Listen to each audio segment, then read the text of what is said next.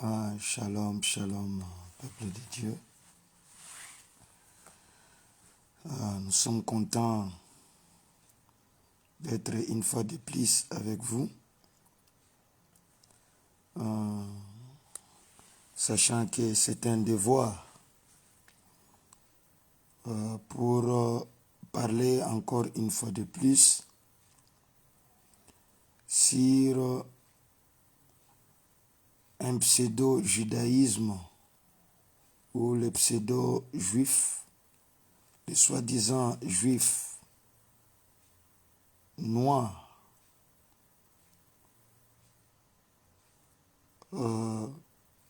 partisans de la suprématie noire.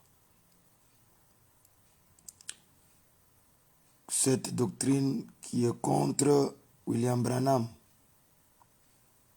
Nous sommes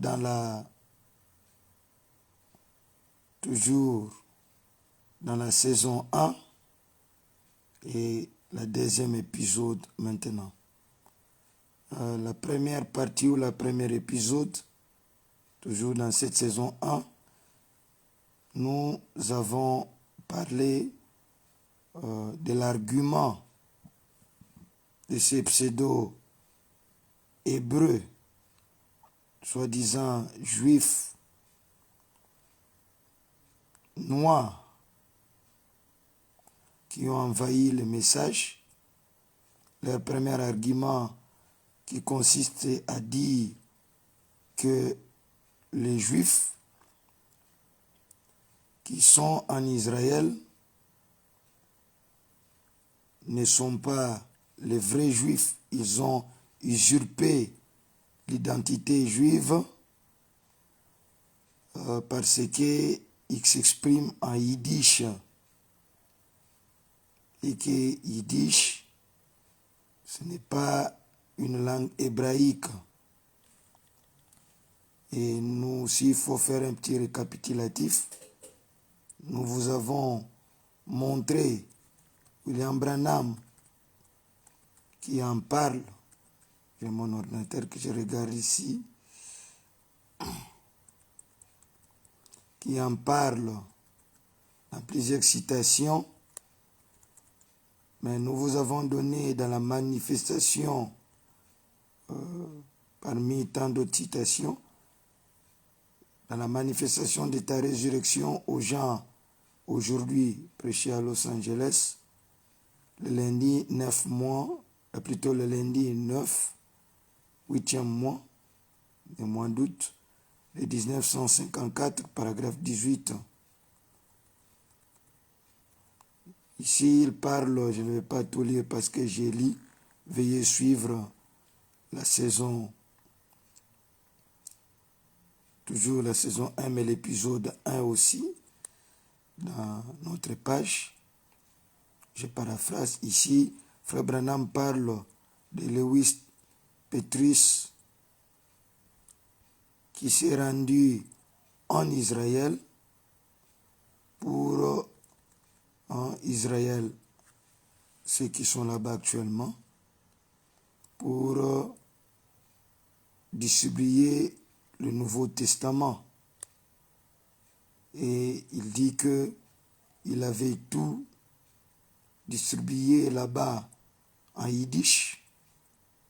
Il dit, Monsieur Lewis Petrus, notre frère de Stockholm, en Suède, la grande église philadelphienne, a envoyé environ 1 million de Bibles là-bas, en yiddish. Ces Juifs sont arrivés, ils ont lu la Bible. Mon frère Branham, pour lui, les Juifs, là-bas, qui parlent en yiddish, je vous ai donné les statistiques hier, 3 millions seulement parlent le yiddish, et 6 millions sur les 9 millions parlent tous hébreu. Vous pouvez aller sur Internet, vous allez voir ces statistiques-là. Frère Branham, pour lui, ceux qui étaient en Israël, à qui on a partagé la Bible en yiddish, sont des Juifs. Frère Branham dit, ces Juifs sont arrivés, ils ont lu la Bible et ils ont dit, si c'est lui le Messie, qu'il nous fasse voir le signe du prophète. Donc pour Frère Branham, c'est que le frère appelle les Ashkénazes, les Khazardins ou le Khazar qui sont là-bas, nous allons le voir certainement à la suite, qui sont là-bas en Israël. Pour eux, ce ne sont pas des Juifs, ce sont des Khazardins, plutôt des Khazardins ou des Khazars, ou ce sont des Ashkénazes. Mais pour Frère Branham, ce sont bel et bien des Juifs. Donc, cet argument est farfelu. Et le fait qu'il parle en yiddish, ils ne sont pas juifs. Donc c'est un argument tellement pauvre en matière. Mais avant de commencer la deuxième épisode aujourd'hui, nous allons prier pour que Dieu nous joigne et nous aide. Et je vais aller lentement, soyez patients envers moi. Seigneur notre Dieu, j'abandonne ce petit service que nous allons faire envers tes enfants entre tes mains. Seigneur, tu sais que notre désir, ce n'est pas nuire à un certain individu particulièrement. Dieu bien-aimé, mais c'est pour essayer de redresser les choses par ta grâce. Sois avec nous du début à la fin. Dans le nom de Jésus, Amen. Le deuxième argument pour l'épisode 2 que nous allons attaquer aujourd'hui est que selon ses frères, le vrai Israël doit être un peuple noir, parce que la Bible nous annonce dans Apocalypse 2, chapitre 2, verset 9, et Apocalypse 3, verset 9, qu'un peuple substituera la race élue dans son sol, c'est-à-dire Israël actuel. C'est-à-dire pour eux, les Juifs qui sont là-bas, ce sont des usurpateurs de la race blanche qui ont arraché cette terre aux vrais Juifs qui étaient noirs. Et cela est bien démontré par Apocalypse 2, verset 9 et Apocalypse chapitre 3, verset 9. Nous allons les lire. D'abord une parenthèse. Hier, il y a un point que je vais attaquer après si Dieu le veut. J'ai montré que le peuple d'Israël, c'est possible, je peux en parler maintenant. Le peuple d'Israël, c'est le sang le plus pur. Et si Frère Branham dit que ceux qui sont là-bas sont Israël, qui sont retournés, c'est que c'est ça la vraie race d'Israël. Parce que Israël, c'est la race la plus pure. Si vous voulez, je vais lire Frère Branham. Frère Branham qui dit, ça c'est une parenthèse bien sûr, nous allons retourner à notre sujet bientôt là. Frère Branham dit dans d'abord dans Expectatif, prêché le 5 avril de 1950, paragraphe 18. Frère Branham dit: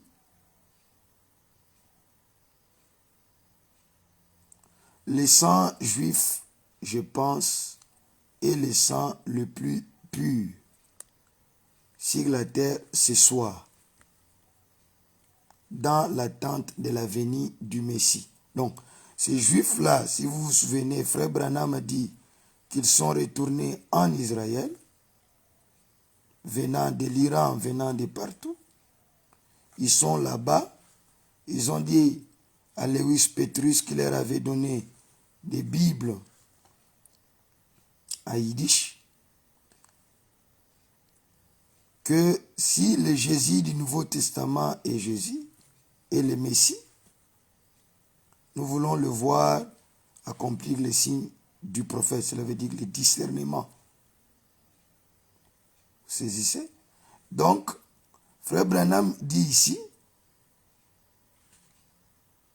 d'abord, toujours dans la même citation, il montre que ces Juifs-là attendent leur Messie.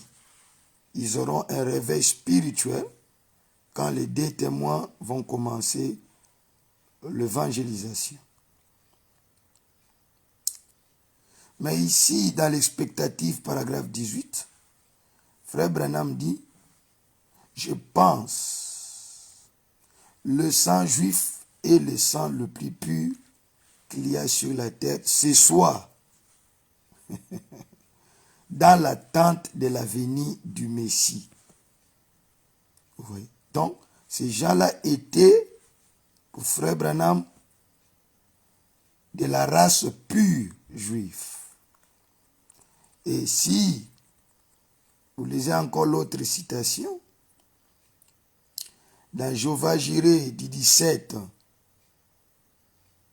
août 1955, dans le paragraphe 12, Frère Branham dit,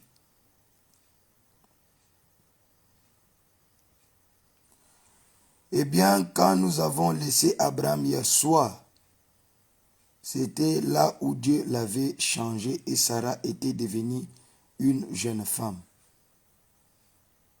C'est dans Genèse 19. Cela est confirmé, en effet, elle était une jeune femme qui s'est aperçue qu'Abimelech le roi était tombé amoureux d'elle. Vous savez, Abimelech, ce roi-là, après que Dieu ait changé Abraham et Sarah, et il y avait la famine, Sarah et Abraham s'étaient réfugiés chez les Philistins, Abimelech, ce roi, et que ce roi est tombé amoureux de Sarah parce qu'elle était devenue jeune. Je continue de lire. Et Dieu a réprimandé ces derniers, c'est-à-dire Abimelech. Pourquoi? Parce que c'est par ces flots de sang que le Seigneur Jésus allait venir. Donc Dieu a protégé ces sangs-là. Or, ces Juifs qui sont là-bas, Frère Branham dit que ce sont des vrais Juifs qui sont revenus pour attendre leur Messie. Frère Branham dit, je continue, les sangs juifs devaient donc être gardés purs jusqu'à la venue de Jésus. Ainsi donc, il a protégé Sarah. Vous saisissez? Donc, Dieu veille sur les sangs juifs.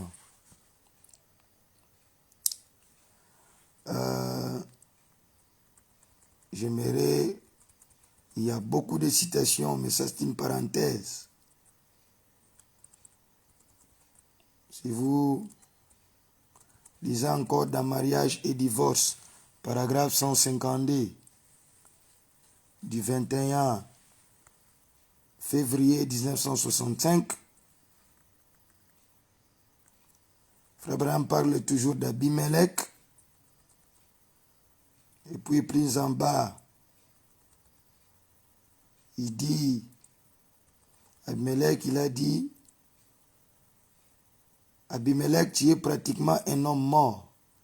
Dieu a voulu tuer Abimelech parce qu'il avait gardé Sarah dans son palais pour le connaître après les cérémonies de mariage. Il a dit, Seigneur, tu sais que j'ai un cœur pur. Ça, c'est Abimelech.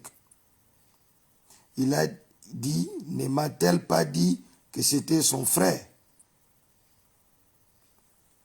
Il a dit, je sais que tu as un cœur pur. Ça, c'est Dieu qui lui répond. C'est pour cette raison que je n'étais pas laissé pécher contre moi. Et ainsi de suite. Et frère Branham, je retourne plus en haut, il dit, il protégeait cette lignée de sang juif. Donc Dieu protégeait cette lignée de sang juif. Or, si Dieu est un Dieu immuable, il est tenu de protéger ce sang-là. Dieu ne change pas. Il n'y a en lui ni ombre de variation. Vous comprenez? Donc il n'y a pas de confusion là-dessus. Comprenez? Les Juifs sont là en Israël. Ils sont majoritairement bruns, tel que Frère Branham dit. Dans la saison 1, je vous ai montré le brunisme que Frère Branham parle, c'est quoi? Ce n'est pas le brun de Lugba ici au centre du Congo. Vous saisissez? Alors, Frère Branham dit,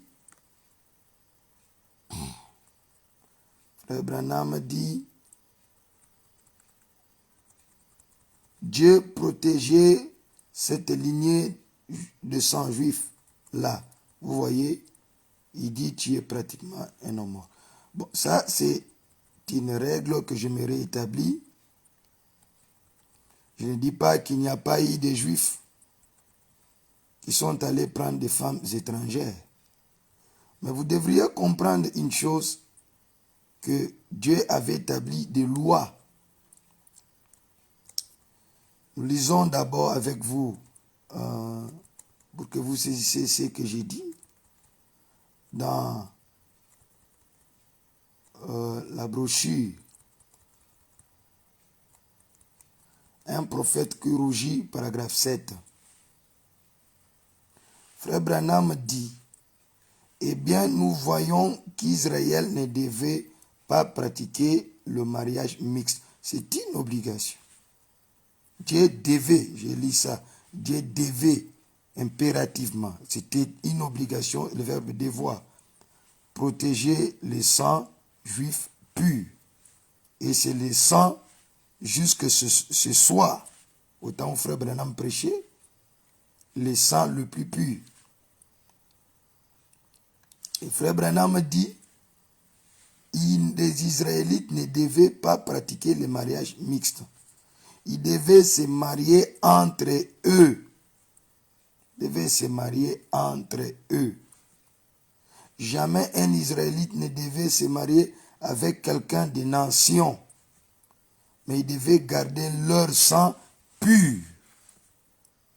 Vous voyez?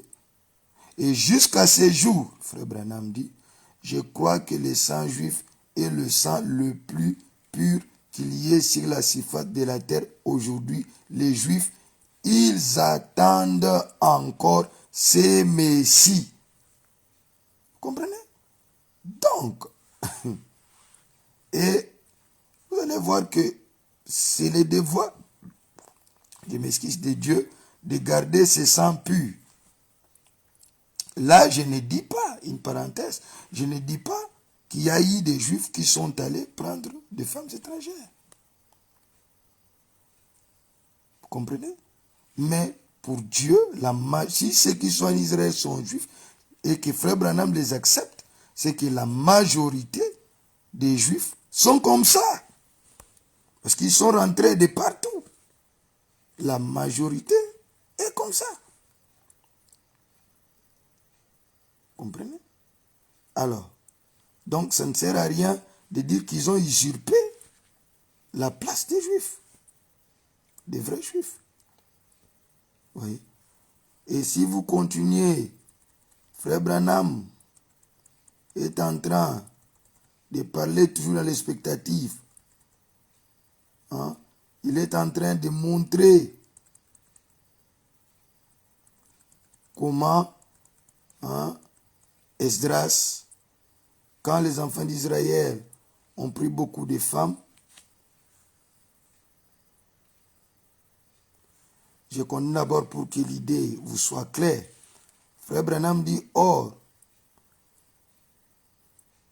pendant les règnes d'Esdras, les enfants d'Israël avaient rétrogradé. Ils étaient allés prendre des femmes moabites, ils ont pris des femmes amoréennes et les phérésiennes et celles de plusieurs autres nations. Non seulement ils les avaient prises en mariage, mais ils commettaient la fornication et l'impureté entre eux, fuyant ainsi le sang même qui y est la vie. Et c'est bien l'image de nos églises aujourd'hui. Bref, mais vous allez voir au temps d'Esdras, quand ces Juifs sont revenus, d'Esdras disent, pour se repentir, qu'est-ce que Dieu avait fait? C'est là que je vous parlais hier, que Dieu, pour qu'il vous considère même comme juif de sang, je vous ai dit hier que nous sommes dans la deuxième alliance, l'alliance par la grâce, et que la juiveté par le sang et la chair, ce n'est pas ce qui compte.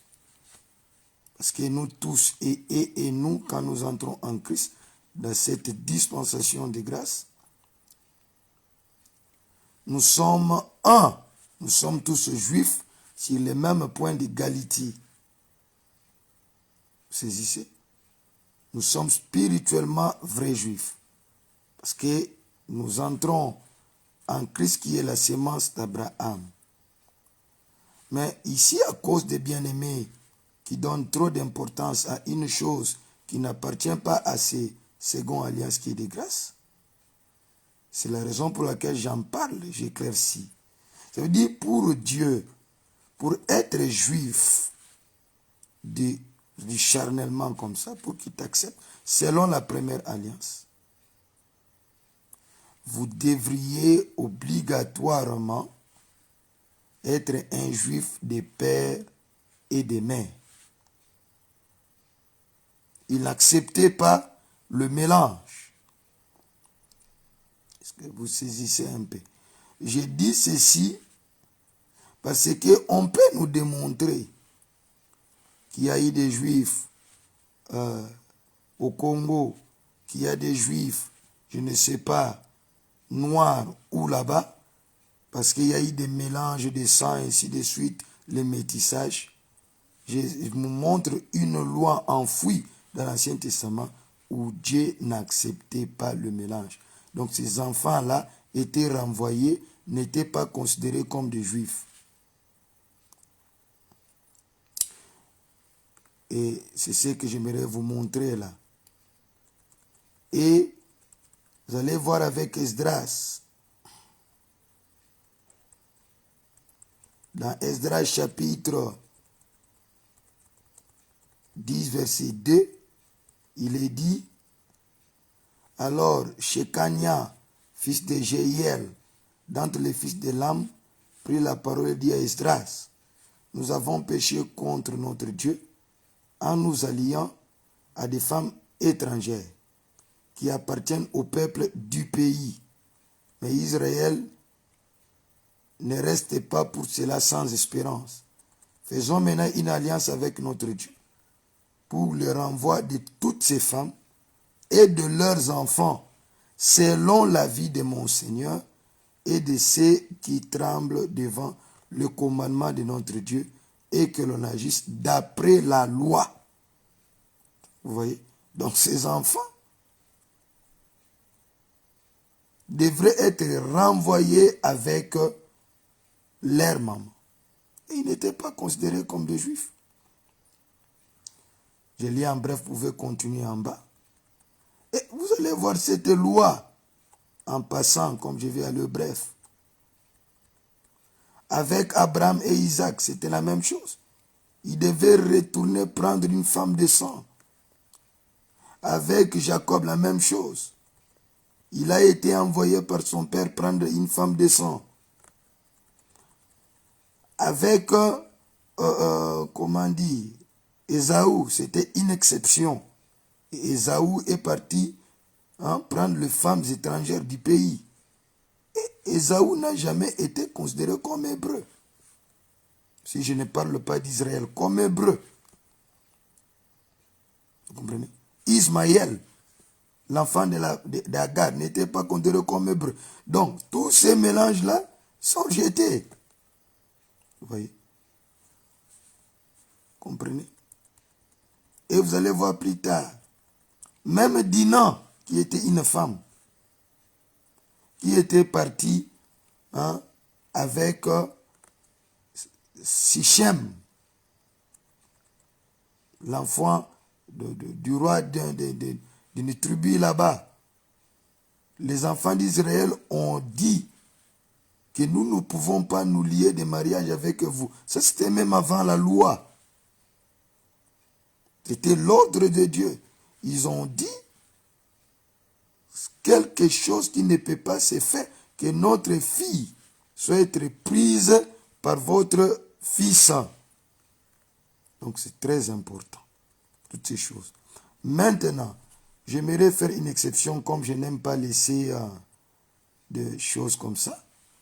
D'abord, j'aimerais faire une exception, c'est-à-dire tout le monde là, qui vient d'ici, qui vient de là, qui vient de ceci, ne sont pas juifs. À l'exception de quelques femmes à compter du bout des doigts. Et nous savons tous que la sémence ne vient même pas de la femme. La sémence vient de l'homme. Quelques femmes dont Frère Branham parle, qui sont devenues, Dieu les a incorporés, ils sont devenus juifs par incorporation spirituelle. Ça c'est Dieu lui-même par élection. Vous comprenez? Parmi tant d'autres, il y a eu Rahab, il y a eu Ruth, qui ont décidé, pas des femmes là que les autres ont pris, qui ont décidé eux-mêmes de croire le Dieu d'Israël, qui ont décidé eux-mêmes de servir les dieux d'Israël. Et Dieu a confirmé leur incorporation par voie spirituelle. Frère Branham parle d'un exposé des états de l'Église, paragraphe D, version Shekinah, de la page 227. Frère Branham dit, la première chose et la plus importante que nous apprenons au sujet de Jézabel, c'est qu'elle n'est pas une fille d'Abraham et que son entrée parmi les tribus d'Israël ne s'est pas faite par une incorporation spirituelle. D'où, et ses enfants Atali et tout cela, pour Dieu, ce n'était pas des juifs. C'était des gens qu'on devait renvoyer. Branham dit, comme ce fut le cas de Ruth la Moabite. Non, messieurs. Cette femme était fille d'Ethbal, roi de Sidon, et prêtre d'Astarté. Il avait accédé au trône en tuant son prédécesseur, Phélès. Nous voyons ici d'entrée qu'elle était la fille d'un assassin et elle n'avait pas été incorporée à Israël par la voie spirituelle que Dieu avait prévue pour l'incorporation des non-juifs. C'est-à-dire, en d'autres termes, ces femmes ont un peu dévancé l'alliance de grâce parce qu'ils ont cru par la foi. Je parle de Ruth la Moabite, de Rahab. Vous saisissez? Ce n'est pas seulement parce qu'un juif est allé quelque part et qu'il a couché avec une femme, si, à l'exception près, parce que Frère Branham nous parle que c'est le sang le plus pur jusqu'aujourd'hui. Quand on dit le plus pur, c'est-à-dire qu'il ne manque pas d'exception de quelques-uns qui ont pris certaines femmes par-ci par-là. Mais d'abord, Dieu a mis en eux l'idée de conservation. Les Juifs sont des conservateurs. Saisissez, bien-aimé. Donc, ce que je vais mettre dans votre tête, ce n'est pas que quelqu'un vient prouver que ma mère m'avait eu avec un juif, donc il devient juif. Non. Vous comprenez? Dieu, dans l'Ancien Testament, il avait choisi certaines femmes et il les a introduites par incorporation spirituelle que Dieu avait prévue pour le non-juif. Vous comprenez? Elle était entrée par le mariage avec Akab, roi des 10 tribus d'Israël. Or, comme nous l'avons vu, ce n'était pas une union spirituelle, mais plutôt une union politique. Ainsi, cette femme plongeait dans l'idolâtrie, ainsi de suite. Quelque chose, voyez, continuez la lecture, hein, c'était quelque chose d'interdit. Voilà. Et c'est ça la parenthèse que je fais. C'était long, mais ça a eu son pesant d'or. Donc ce n'est pas seulement comme ça, parce qu'un père juif est allé quelque part, donc, et que ces gens-là sont devenus des juifs. Non, ce n'est pas ça. Bon, nous retournons dans les deuxième argument que je vais essayer de brosser le plus vite possible. Selon eux, je disais, le vrai Israël doit être un peuple noir, parce que la Bible nous annonce dans Apocalypse chapitre 2, verset 9, et Apocalypse chapitre 3, verset 9, qu'un peuple substituera la race élue dans son sol, c'est-à-dire en Israël actuel. Selon le frère là, hein, les vrais juifs sont noirs, et ceux qui sont revenus en Palestine, en provenance de partout, sous la persécution hitlérienne, hein, avec Eichmann, avec Mussolini, avec Staline, dans le monde entier, hein, les juifs déportés, hein, brûlés dans les crématoires, qui ont souffert, frère Branham dit, parce qu'ils ont rejeté Jésus et qu'ils ont dit leur sang retombe sur nous. Les bien-aimés viennent nous dire aujourd'hui que ces juifs-là ne sont pas des juifs.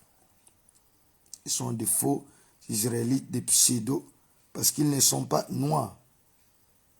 Donc, ils accomplissent la prophétie qui dit qu'un autre peuple va remplacer Israël dans ces terres. Comprenez? Et ces gens oublient certainement que les Juifs étaient dispersés dans le monde entier pendant plusieurs années et qu'ils sont revenus. Avant d'aller plus loin, j'aimerais analyser avec vous les chapitres 2, verset 9 et le chapitre 3, verset 9 de l'Apocalypse pour voir cette interprétation farfelue de bien-aimé. L'Apocalypse 2, 9, il est dit, je m'excuse, je vais prendre un peu d'eau.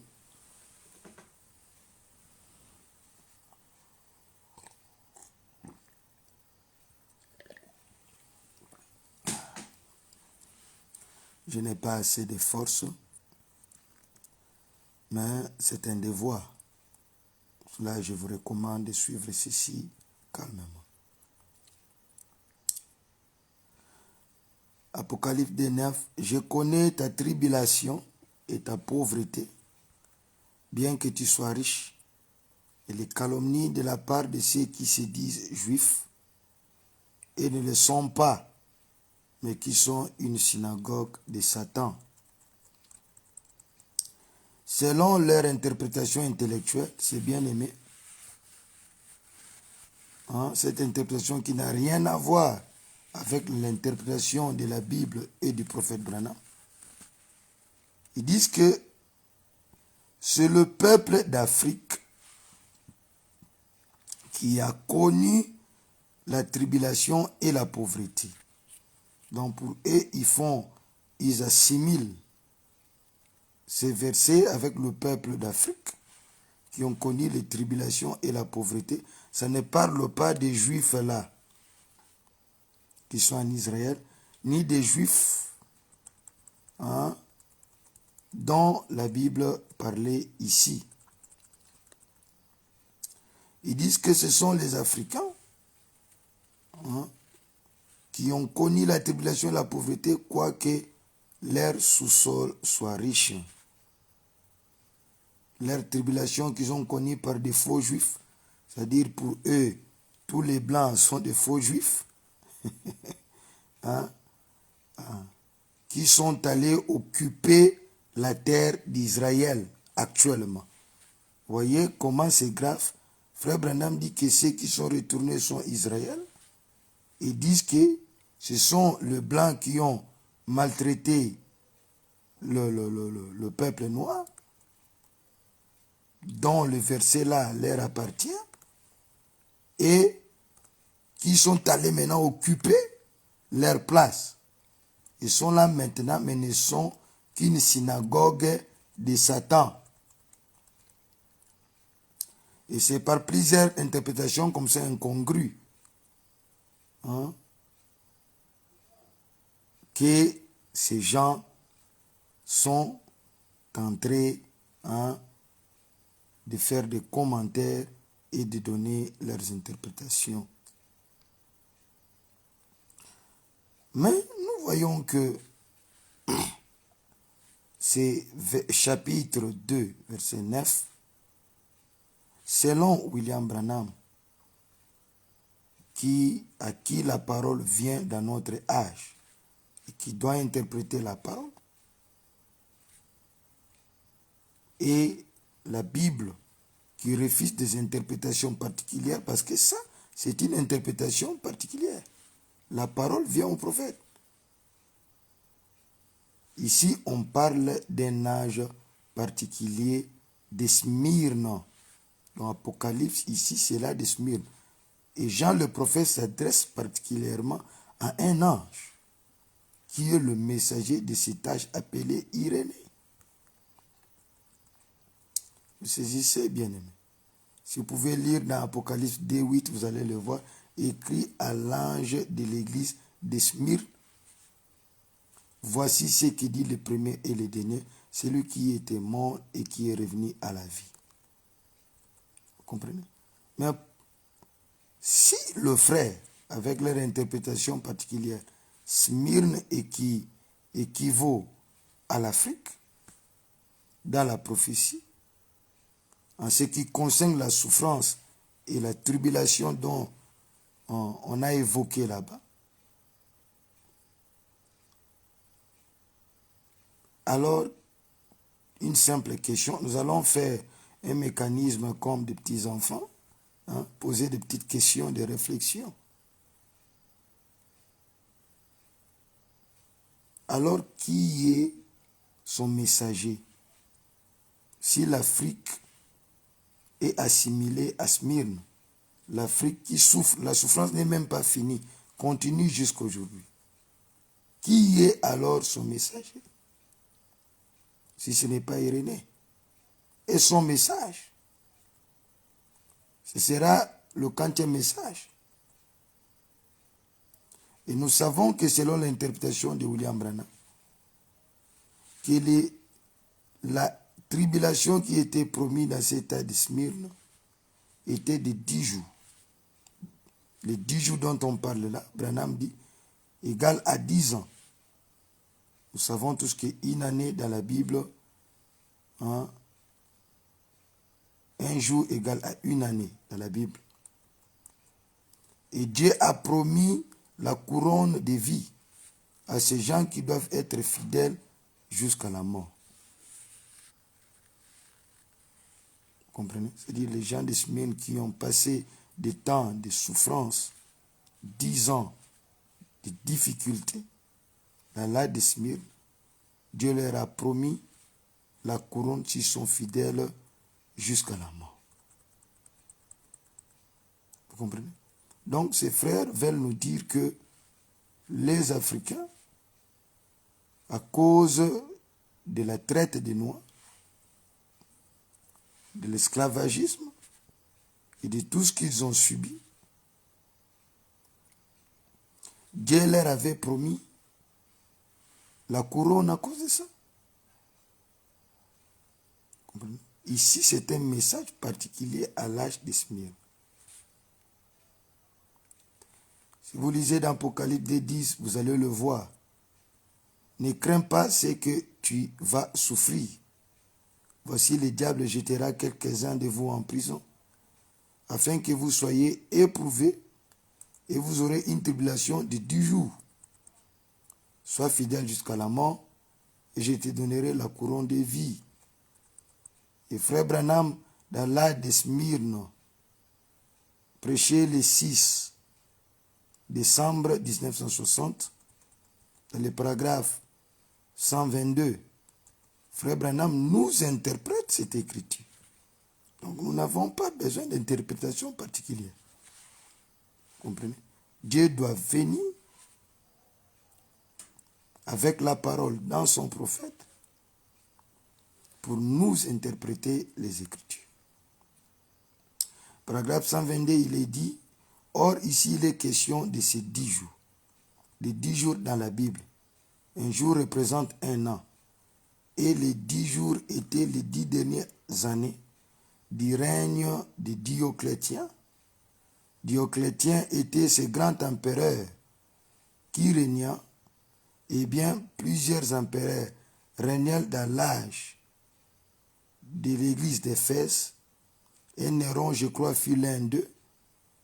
Et ce Dioclétien fut le dernier qui régna les 10 dernières années.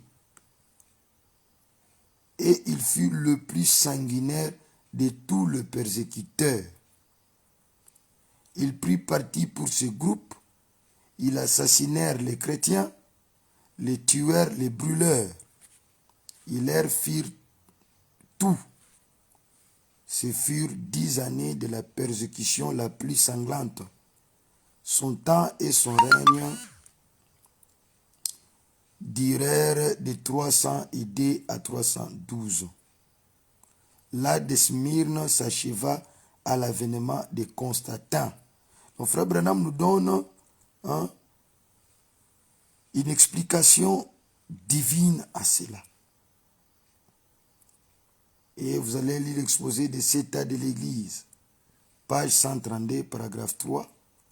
Frère Branham parle de la même chose. Comment l'âge de Smyrne a pris fin. Maintenant, si l'Afrique peut remplacer Smyrne dans cette prophétie, alors quand est-ce qu'aura lieu les 10 ans de persécution? Est-ce que la persécution, quand est-ce qu'aura lieu les 10 ans de persécution? En ce moment-là, l'Afrique doit-elle espérer le bonheur, vous comprenez, dont nos bien-aimés leur promettent, parce qu'ils disent que c'est le temps de prospérité, ainsi de suite, le temps de réveil de l'Afrique. C'est vrai, il n'y aura pas une autre civilisation. Quand on parle de réveil, l'Afrique va s'améliorer. C'est faux. Frère Branham dit, quand on parle de cette amélioration, de la domination du monde, tout cela fait partie de la civilisation, du mouvement civilisationnel. Or, nous sommes au temps de la fin. Le millénium est prêt à t'entrer, déjà sous le sceau. Mais quand est-ce qu'aura lieu leur bonheur qu'ils promettent là? Frère Branham dit, il n'y a plus d'espoir. Le seul espoir qui reste, c'est la venue du Seigneur. Tout est tombé, la démocratie est tombée, la politique est tombée, il y a des décadences. D'abord, quand ils disent ça, c'est contraire à Frère Branham. Vous comprenez? Donc ce sont des petites questions comme ça. Et après ces 10 ans-là, quelle est la couronne qu'ils vont recevoir pour la traite négrière et toutes ces choses? Comprenez? Les gens qui les suivent ne se posent pas de questions. l'écriture est cohérente. Vous ne pouvez pas prendre des mots pour donner une interprétation dans une écriture qui fait un tout. Prenons maintenant Apocalypse 3.9. L'Apocalypse 3.9, il est dit, « Voici, je te donne de ceux de la synagogue de Satan qui se disent juifs et ne le sont pas, mais qui mentent. Voici, je le ferai venir se prosterner à tes pieds et connaître que je t'ai aimé. » Et le bien-aimé, vous voyez, ils vont ramasser, pour eux, les juifs qui sont en Israël, ce sont le blanc, les faux juifs, ils vont ramasser quelques vidéos. Je ne sais pas où on montre certains blancs qui s'agenouillent aux pieds des noirs. Ces vidéos-là, pour la plupart, ce sont ce que nous appelons le Black Jewish. Ils sont le juif noir, ils sont aux États-Unis. Ces mouvements d'extrémisme noir, dont l'origine commence avec Muhammad Elijah, Malcolm X, qui sont là en train de tuer le blanc, en train de les arrêter, les obliger à s'agenouiller devant eux. Et ils disent que non, nous sommes au temps où le blanc doit s'agenouiller à l'Afrique. Mais dans l'entretemps, la plupart de motivateurs ou de réveilleurs de pensée vont aller s'accrocher à Poutine. Donc Poutine, c'est un noir. Voyez? Donc, il rêve d'un monde où l'Afrique, non, nous n'avons pas cette promesse-là. Le réveil de l'épouse d'Afrique, le réveil de la reine de Midi, n'a rien à voir avec un réveil de prospérité matérielle. Parce que la reine de Midi avait déjà cette prospérité, mais elle est partie vers Salomon et elle a reçu un réveil spirituel. C'est ce réveil qui a déjà commencé en Afrique depuis les années 70, influencé par le feu Kuhlman, influencé par des grands hommes comme Mukuna, Dioka, Baruti et tous ces gens. Donc ce réveil a déjà commencé et aujourd'hui l'Afrique regorge de plus de croyants du message que les autres. Et aujourd'hui nous attendons le grand réveil du troisième époux qui va secouer le monde. Vous comprenez? Et je crois que même des grands hommes comme le frère Joseph Branham et tous les autres, vous comprenez, trouvent réellement leur place en Afrique. Ni t'étais l'Afrique, le message serait rien. Donc ils cherchent quelque chose qui est déjà là, mais on ne sait pas voir.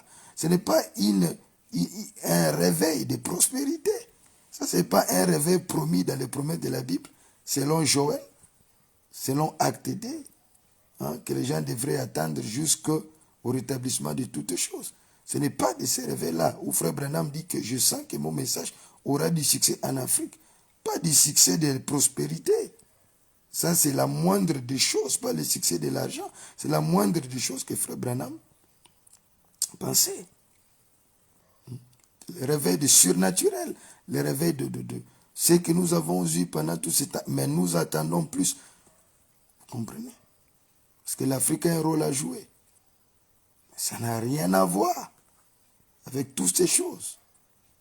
L'Apocalypse 3.9, il dit, voici, je te donne de ceux de la synagogue de Satan, qui se disent juifs, et ne le sont pas, mais qui mentent, voici, je le ferai venir se prosterner à tes pieds et connaître que je t'ai aimé. Donc ils disent que selon eux, ce sont ces faux juifs blancs, dont une partie est en Palestine maintenant, qui viendront se prosterner devant les Africains qu'ils ont persécutés.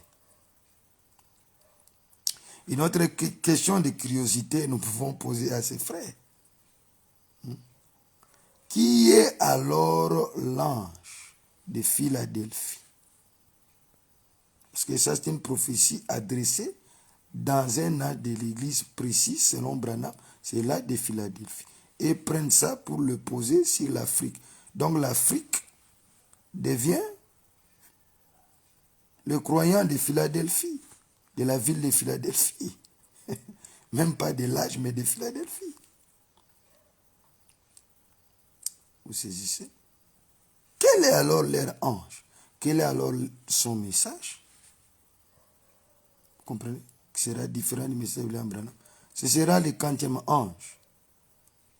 Vous comprenez? Donc, pour eux, tous les âges confondus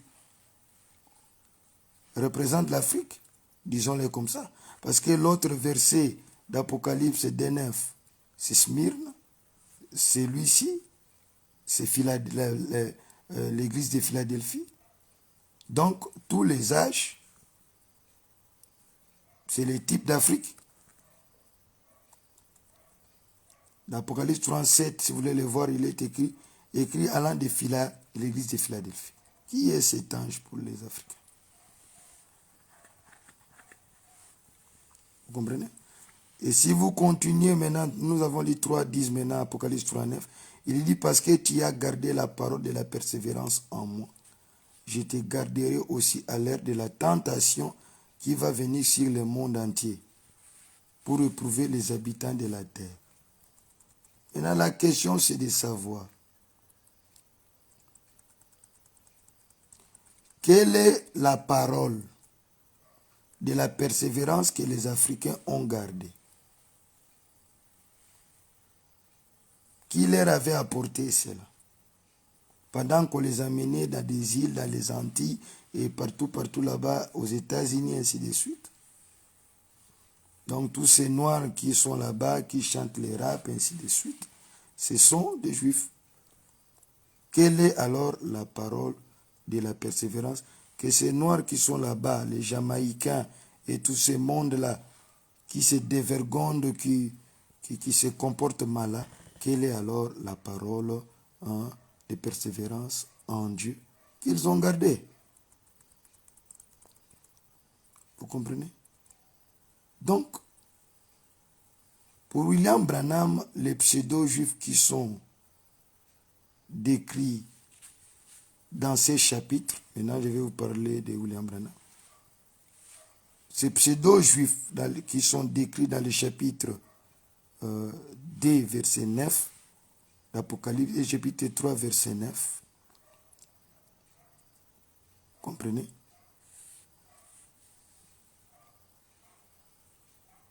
Branham les décrit en ces termes. Voilà l'interprétation du prophète. Ceux qui se disent juifs et ne le sont pas, tel que c'est écrit là-bas, n'ont rien à voir avec les juifs de sang et d'origine qui étaient en Israël et qui furent dispersés au moment, ils étaient déjà dispersés au moment où Jean reçoit la révélation d'Apocalypse. Et qui sont maintenant en Palestine. Ce ne sont pas eux, selon Branham, dont il est question là-bas, dans ces deux chapitres. Mais plutôt aux Nicolaïtes. Vous savez tous, les Nicolaïtes, frère Branham montre leur origine. Il montre que c'était certains potentats romains, des hommes riches. Quand Rome a vu que par la persécution, il ne pouvait pas contraindre le croyant de la parole dans la d'Éphèse, et partout là-bas, Smyrne et ainsi de suite, pour qu'ils puissent abandonner cette religion, ils acceptaient la mort. C'est alors qu'ils ont eu l'idée d'infiltrer cette religion-là, de devenir des pseudo-chrétiens. C'est comme ça qu'on a eu le concile de Nicée à 325, pour essayer d'introduire leur propre religion. Et frère Branham explique que quand ces gens ont commencé à influencer déjà depuis là de Smyrne le croyant, à un moment donné de l'histoire, comprenant que être chrétien d'origine juive avait un grand impact parmi les croyants. Je ne dis pas devant Dieu, il ne faut pas confondre. C'est-à-dire les croyants, à une certaine époque, comme la plupart des apôtres étaient des juifs, Paul était juif, Pierre était juif, Jean était juif, et ainsi de suite. Tous étaient des juifs. Ces gens ont compris que pour bien infiltrer l'Église, pour influencer l'Église, ils devraient mentir. Ils étaient romains, c'est nicolaïtes.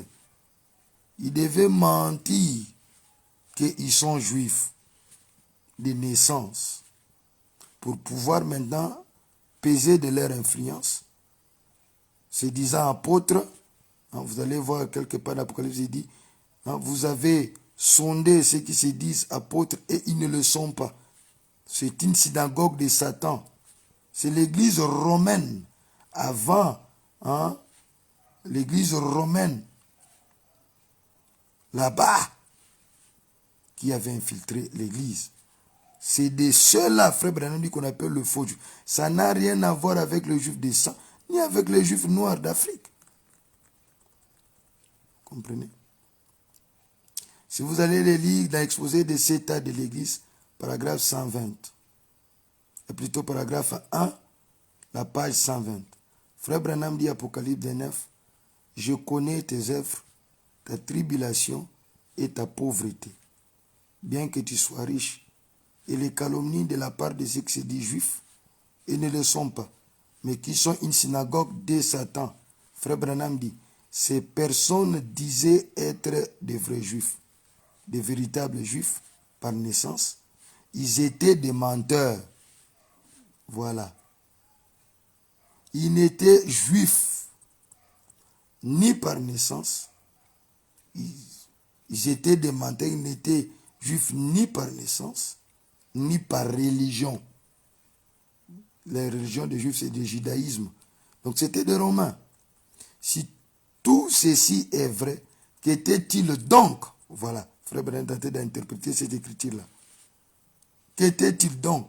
Ils étaient un peuple séduit qui faisait déjà partie de l'Église. Ils appartenaient à la fausse vigne. Ça va?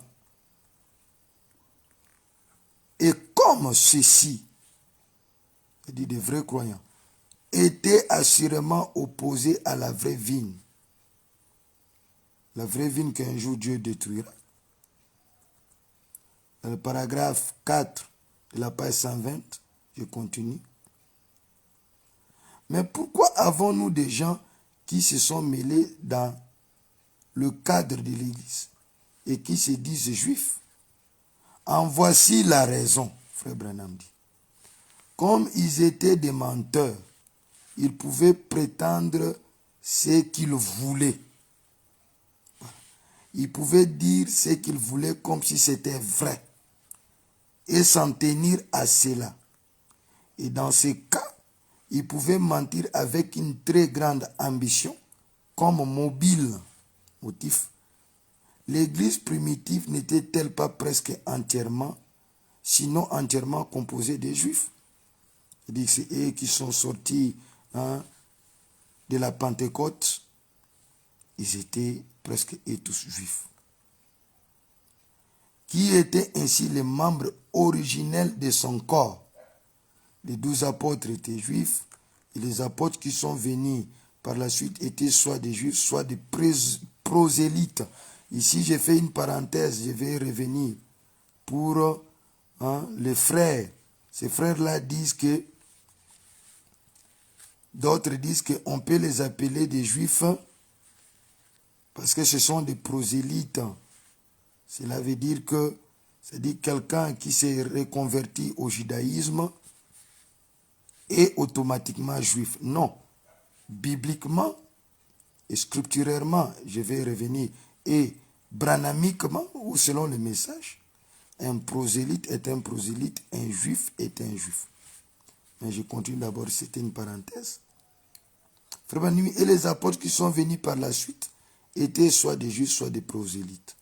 Ainsi, si des hommes juraient qu'ils étaient juifs, si les hommes, un individu, jure, il va rencontrer une communauté chrétienne, dit que moi je suis bien aimé, je suis frère, j'ai apporté l'argent, jure que je suis juif, je viens d'Israël. Cela leur permettait d'avoir la prééminence et de prétendre représenter l'origine de la foi. On dit un mensonge, on y tient, on ignore les faits et l'histoire, on se contente de les dire et de les répéter aux gens et les gens finiront par l'accepter, dit Frère Branham. Frère Branham dit dans le paragraphe 5 du page 120 de cet état de l'Église, avez-vous saisi quelque chose là? N'est-ce pas le même esprit qui se trouve en plein dans l'Église aujourd'hui? N'y a-t-il pas un groupe qui prétende être véritablement l'Église de l'origine? Frère Branham par la suite montre que cet esprit nicolaïque se retrouve toujours dans l'Église catholique, qui s'appelle l'Église mère, la grande Église. C'est l'esprit qui avait commencé là, avant que l'Église catholique soit même formée dans le concile de Nicée et que ça devienne une Église universelle. Tous ces Romains avaient commencé leur idée là-bas de domination politico-religieuse.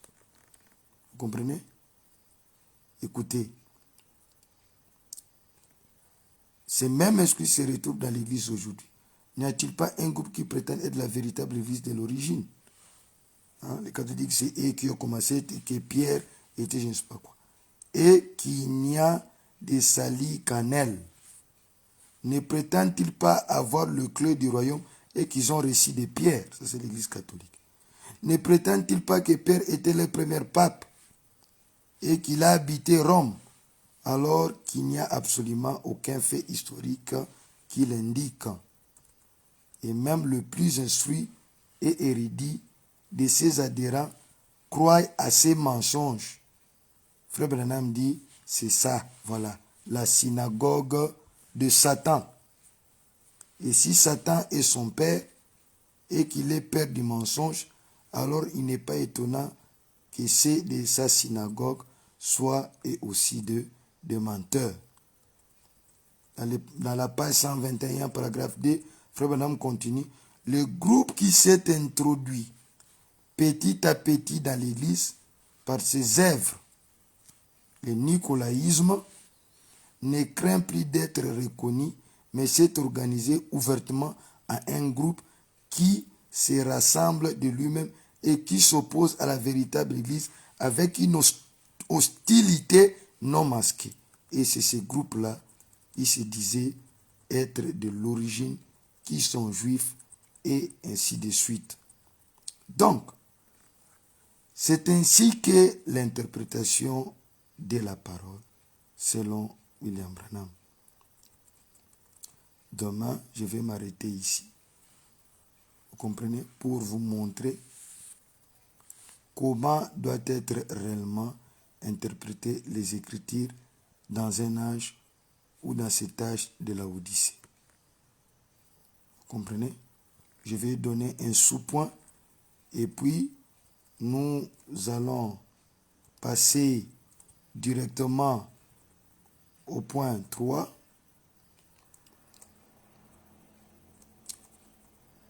Nous allons passer après. Attends, je vais voir comme je vais m'arrêter. Nous allons passer au point 3.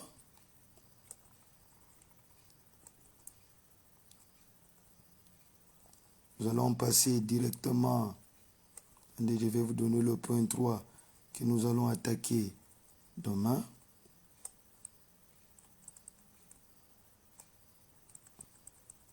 Nous allons parler de comment Frère Branham classe les races proprement dit. Et pour vous dire, les Russes qui sont en Palestine, maintenant, sont majoritairement de quelle race? Ou les Juifs en général est majoritairement de quelle race? Et voir ceux qui sont là-bas, s'ils sont juifs ou pas. Donc, d'abord, je vais vous montrer comment il n'est pas permis à un pasteur de donner les interprétations particulières, docteur que ce soit. Je vais montrer que s'il dit que ça veut dire ça, il doit aller dans la Bible, chercher une autre écriture pour appuyer ce qu'il dit. Et l'écriture, un seul verset ne peut pas être copie-copiant. On retranche ici, on donne une interprétation et on laisse le reste. Donc, je vais vous le montrer clairement. Vous comprenez? Qu'est-ce que quand même on dit un docteur peut interpréter la parole? De quelle interprétation dont on parle? Vous saisissez? Cela veut dire un docteur rassemble la parole. Il prend ici, il montre. Quand il dit que ça veut dire ça, il montre dans une autre écriture.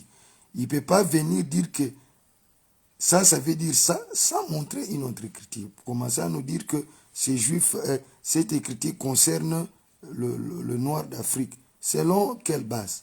Ça, ce n'est pas un travail d'un docteur. Ce n'est pas un travail d'un n'importe quoi. Non. Parce que la parole vient au prophète et un prophète confirmé. Que Dieu vous bénisse et prenez patience envers moi à chaque point. Que le Seigneur vous bénisse. Nous prions. Seigneur notre Dieu, sois béni, sois glorifié, sois élevé, Seigneur notre Dieu, pour cette étape que nous venons de passer. Aide que le bien-aimé qui vont suivre ouvre leur entendement. Et pour ta gloire, dans le nom de Jésus-Christ, que nous avons ainsi prié. Amen.